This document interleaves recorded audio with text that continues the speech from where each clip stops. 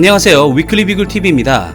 오늘 준비한 소식은 유인 전투기의 윙맨 역할을 할 차세대 AI 무인 전투기 소식입니다. 지난달 5일 보잉은 로열 윙맨이라는 무인기 시제품을 출시했다고 밝혔습니다. 로열 윙맨은 보잉이 자체 개발 중인 무인 공군력 집단화 체계의 일부이며, 이러한 체계는 영문으로 에어파워 티밍 시스템이며 약어로 ATS로 불리고 있습니다. 기존 항공기의 임무를 보완, 확장하기 위한 새로운 공중무기 체계입니다. 이에 ATS가 무엇인지, 그리고 한국의 무인 전투기 개발 현황과 한국형 ATS에 대해 준비하였습니다. 첫 번째로 ATS란 무엇인가입니다. 앞서 언급한 바와 같이 ATS는 공군력 집단화 체계라는 뜻으로 기존 유인 전투기와 편대를 이루어 작전을 함께 수행할 수 있는 UAV라고 생각하시면 됩니다. 우리가 알고 있는 대표적인 UAV는 정찰기인 글로벌 호크와 공격기인 리퍼 등이 있습니다. 하지만 ATS와 기존 UAV와 근본적으로 다른 점이 한 가지 있습니다. ATS는 독자적인 작전 수행, 즉 AI를 탑재하여 스스로 생각하고 움직일 수 있는 무인 전투기입니다. 아직 제대로 된 ATS가 없는 관계로 로열 윙맨으로 예를 들어 ATS에 대해 설명하도록 하겠습니다. 이번에 보잉에서 호주 공군을 위해 제작한 로열 윙맨이란 ATS 시제기가 지난 5월 전격 출고되었습니다. 호주 공군은 로열 윙맨 개발 프로그램인 LWADP의 일환으로 호주 공군이 보잉에 300억 이상을 투자해 개발된 ATS입니다. 그동안 로열 윙맨은 호주에서 비밀리에 개발되어 왔습니다. 이번 LWADP 프로그램은 보잉과 호주 공군에 두 가지 큰 의미를 남겼는데요. 하나는 보잉 최초로 미국이 아닌 다른 나라의 의뢰를 받아 A부터 Z까지 개발한 최초의 항공기이며, 호주 공군도 2차 세계대전 이래 처음으로 호주 공군의 입맛에 맞게 개발한 군용기라는 점입니다. 호주 공군은 로열 윙맨을 FA-18E, F-35A, EA-18G와 공중 조기 경보기, 해상 초계기와 함께 운용해 공군 전력 규모를 늘리고 불필요한 전투기 조종사의 희생을 줄이는데 큰 기대를 하고 있습니다. 로열 윙맨의 알려진 재원을 보면 길이 11.7m로 작은 전투기 크기입니다. 한국 공군이 운영 중인 경공격기 FA-50보다 조금 작다고 보면 됩니다. 그러나 항속거리가 3,700km로 중간 급유 없이 대부분의 유인 전투기와 함께 작전 수행이 가능합니다. 일반적인 작전 수행의 모습을 보면 유인 전투기 및 유인 플랫폼 기체 3-4대와 그 이상의 ATS와 함께 티밍하여 작전을 수행하게 됩니다. 앞서 설명한 것처럼 ATS는 기본적으로 AI가 탑재되어 있습니다. 다른 유인 전투기에서 ATS를 통제하는 것은 맞지만 일반적인 UAV와 같이 완전히 조종을 하는 것은 아닙니다. 즉, 유인기와 강력한 네트워크를 연결하여 정찰, 공격 임무를 유인기가 간단한 명령을 하게 되면 이를 AI 기반의 ATS 임무 컴퓨터가 작전을 수행하는 것입니다. ATS가 AI 기반으로 개발된 배경을 조금 살펴보면 아시다시피 현대의 전투기는 정말 다양한 임무를 수행합니다.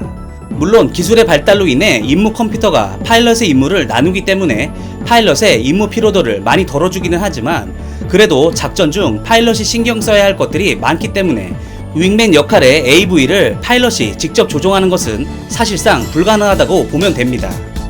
복자기 형태의 전투기가 그나마 여유가 있겠지만 복자기만의 역할이 있기 때문에 이도 어려운 것은 마찬가지입니다. 그리하여 ATS에는 AI 기반의 임무 컴퓨터, 더 자세하게 멈티 기능을 탑재하여 유인기와 안전한 분리를 유지하도록 하였습니다.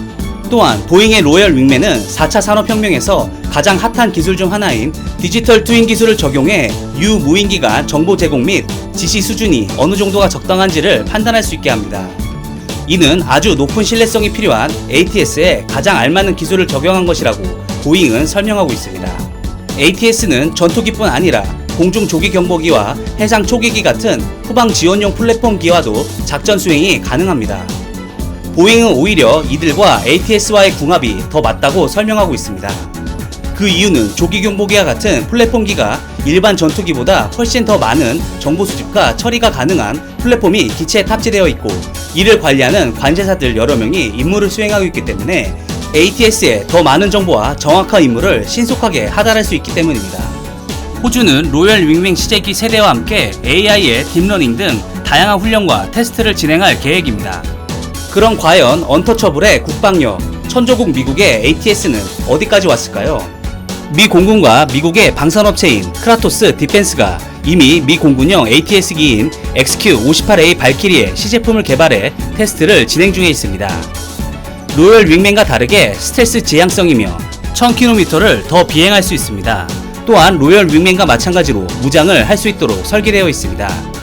미 공군도 호주 공군과 마찬가지로 ATS를 개발하는 이유는 저렴하게 대량 양산하여 기존 항공기 공격 임무를 대부분 대처하는 것으로 계획하고 있으며 F-22나 F-35와 같은 유인기와 연계해 소수 조종 인원으로 스트라이크 패키지를 꾸릴 수 있도록 추진하고 있는 것입니다. 올해 1월 미 공군 연구소에 따르면 XQ-58A는 4번의 시험 비행을 성공적으로 마쳤다고 발표하였습니다. 미국의 ATS 사업에서 로열 윙맨과 XQ-58A의 경합을 예상할 수도 있으나 사실 보잉의 로열 윙맨을 미국 국방부가 채택하기는 어렵다는 시각이 지배적입니다. 이미 XQ-58A 발키리에 미국 국방부가 상당한 관심을 표명하고 있고 보잉의 로열 윙맨은 호주의 요구사항에 맞게 제작된 기체라 미 공군의 요구사항에 못 미칠 수도 있기 때문입니다. 하지만 보잉도 로열 윙맨을 바탕으로 미 공군이 요구하는 사양에 맞게 새로운 기체를 개발하여 미 공군의 ATS 사업에 뛰어들 것으로 많은 관계자들은 예상하고 있어 치열한 경쟁이 예고됩니다. 두 번째로 한국형 스텔스 무인기와 한국형 ATS의 개발입니다. 한국 공군은 이미 대한항공을 주사업자로 선정하여 스텔스 무인 정찰기를 개발하고 있습니다. 일본의 도발에 대한 경고성으로 작년 9월 경항모, EMP탄과 함께 스텔스 무인 정찰기 사업을 전격 발표하게 됩니다. 현 한국의 정찰 자산인 글로벌 호크나 금강백도 정찰기와 광학 정찰용 위성은 표적의 종류만 식별할 수 있는 수준이라 우리 군은 조금 아쉬운 면이 있었습니다. 이에 한국은 은밀하게 적진 깊숙이 정찰이 가능한 한국형 무인 스텔스 정찰기를 개발하게 된 것입니다. 한국형 무인 스텔스 정찰기는 F-35A의 AN/AAQ-37DAS와 유사한 가시광선 카메라 및 적외선 카메라로 구성된 전자광학 정찰 장비와 합성 개구 레이더를 장착할 계획입니다. 이미 중고도 무인기와 KF-X 사업을 통해 12에서 12km 고도에서 사용할 수 있는 전자광학 장비와 함께 탐지거리 100km를 초과하는 SAR 및 A사 레이더가 개발되어 있어 기술력은 충분한 편입니다. 또한 스텔스 성능을 저하시키지 않는 컨포머 타입의 일체형 안테나도 개발하고 있습니다.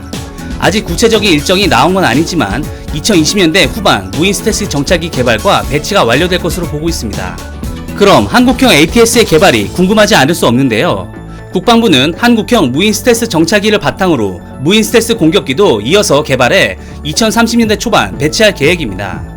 이미 한국형 무인 스텔스 정찰기에 무장을 할 수 있는 플랫폼을 구축하여 개발하고 있기 때문에 공격형 개발은 시간 문제라고 할 수 있습니다. 하지만 이는 ATS가 아닌 UCAV라고 보는 게 맞습니다. 즉 로열 윙맨과 XQ-58A가 아닌 MQ-9 리퍼와 가깝다고 보면 되겠습니다.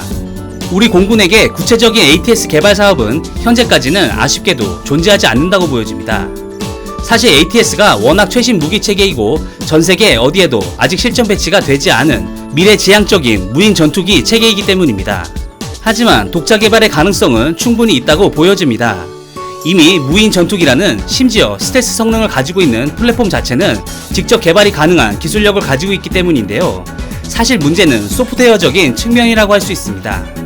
로열 윙맨과 XQ-58A의 기술을 살펴보면 우선 유인기와 통신할 수 있는 자체적인 통신 프로토콜과 AI 기술, 그리고 전달된 임무를 수행할 수 있는 임무 컴퓨터 등이 핵심 기술이라고 볼 수 있습니다. 통신 프로토콜은 이미 한국형 데이터 링크인 링크-K와 해군의 링크-21을 자체 개발한 능력을 가지고 있어 크게 어려움은 없어 보이고 임무 컴퓨터 또한 KF-X를 개발하면서 서방세계의 전투기들과 동급 성능의 임무 컴퓨터 기술도 보유하고 있다고 전문가들은 판단하고 있습니다. ATS는 개발만 마치면 일반 전투기보다 훨씬 저렴한 기체이면서 동등한 임무를 수행할 수 있기 때문에 스텔스 무인 전투기를 개발하고 있는 지금 한국형 ATS를 개발 안 할 이유가 없는 것입니다. 문제는 AI 기술입니다. 사실 AI 기술 자체는 대한민국도 세계 최고라고 자부할 수 있습니다. 하지만 AI 기술은 딥러닝을 반드시 수반해야 원하는 퍼포먼스를 보여줄 수 있는데 현재의 대한민국 국방기술력이 뛰어나다고 하더라도 ATS용 AI 구축을 위한 딥러닝 백데이터가 많이 부족합니다. 시제기를 출고하여 훈련을 통한 딥러닝을 진행하면 된다고 생각할 수도 있겠지만 앞서 언급한 것과 같이 ATS는 강력한 신뢰성을 요구하고 있습니다. 잘못된 학습을 통해 만에 하나 오작동을 일으킨다면 유인기와 함께 테스트를 진행할 것인데 상당한 피해가 예상되기 때문입니다. 무인 항공기의 전투 수행에 대한 백데이터 수집과 딥러닝만 잘 해결된다면 개발에는 절대 무리가 없다고 판단됩니다. 하지만 또 한 가지 문제가 발생하는데요. 바로 통합 문제입니다. 현재 우리 공군의 모든 주력 기종은 미국제 전투기입니다. 호주의 경우 보잉에 의뢰 제작을 하였기 때문에 통합에 대한 협의도 당연히 진행했을 것으로 판단됩니다. 하지만 우리는 자체 개발이기 때문에 미 당국이 쉽게 통합을 허락할지가 의문입니다.